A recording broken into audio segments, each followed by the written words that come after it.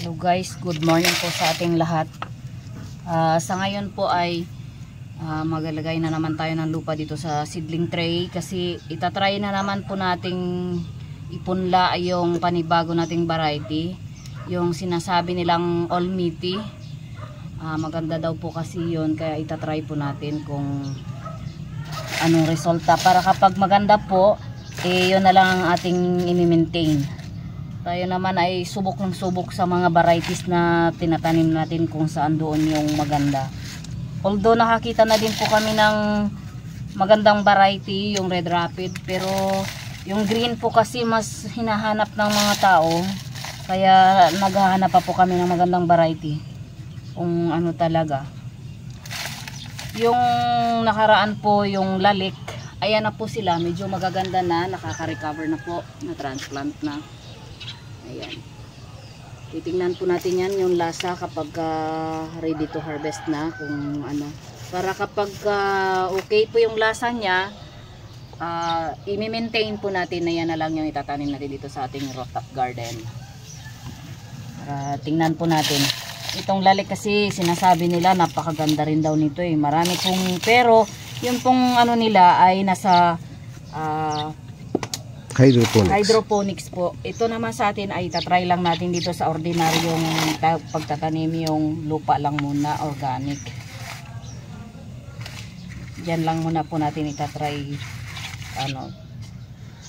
Somehow magkaroon tayo ng pangbili ng pang-sit up natin ng hydroponics. Alam na rin po natin yung kung ano yung gagawin. Tsaka kung ano yung variety na magandang itanim. Pero yung Lalik po at saka ano, all meaty talagang sa lahat ng mga napapanood ko, yun lang yun lagi yung bukang bibig nila eh, yun lagi yung nababanggit nila. Kaya dahil wala pa kaming hydroponics, try lang muna po natin dito kung work po siya.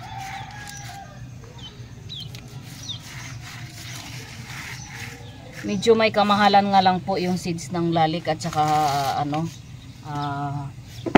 all meaty. Dahil pelletized na siya. Mahal po siya kumpara doon sa ano. Ito po in order namin to, all meaty po ito sa Shopee. Ayan po.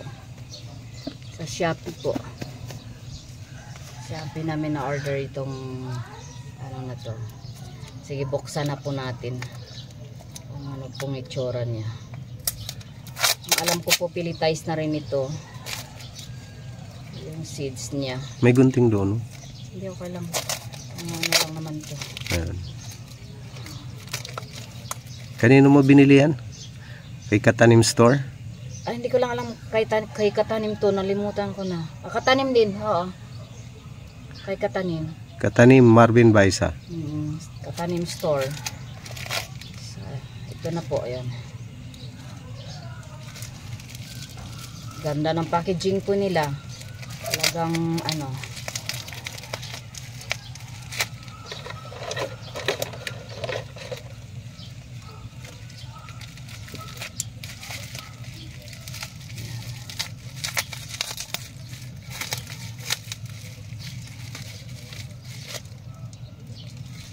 Ayun. Ayun po siya. Nakalagay pa po sa maliit na tube. Ayan o. All meaty po ang nakalagay dyan sa baba.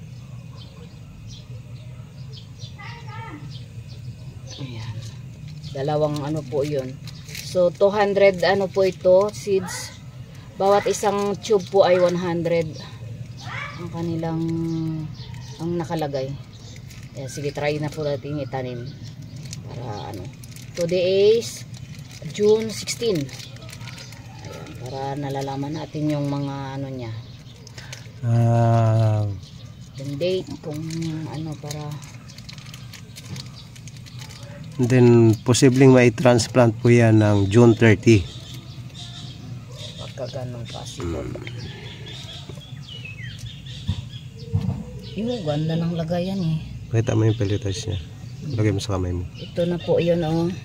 Yan. Yan po yung tinatawag na pelletized seeds. Isa-isa po natin ilalagay dito sa butas ng seedling tray para hindi po masayang. Kasi sayang po ang mahal nito bawat isa. At yung ano, Huwag mo masyadong laliman wala yan. para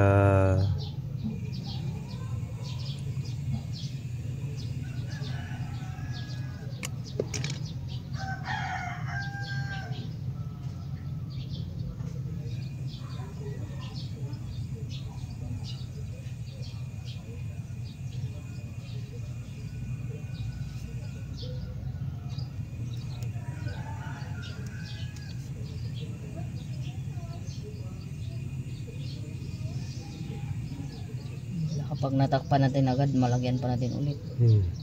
masyadong malalim, mahal.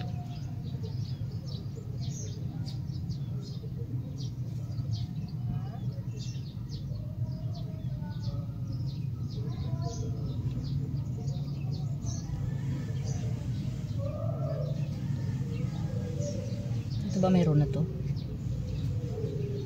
Takpan to sa ganun. Okay. Ayun na. So, yan na guys. Takpan na po natin ng konti lang, light lang, very light, kasi baka lang makita ng mga maya dito sa taas. Dito lang po namin kasi ito ilalagay sa taas, dami pong ibon dito, baka pag nakita nila maubos. Ayan, ganyan lang. Okay.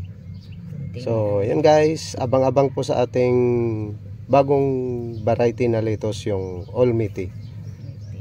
So, bagong try po namin to.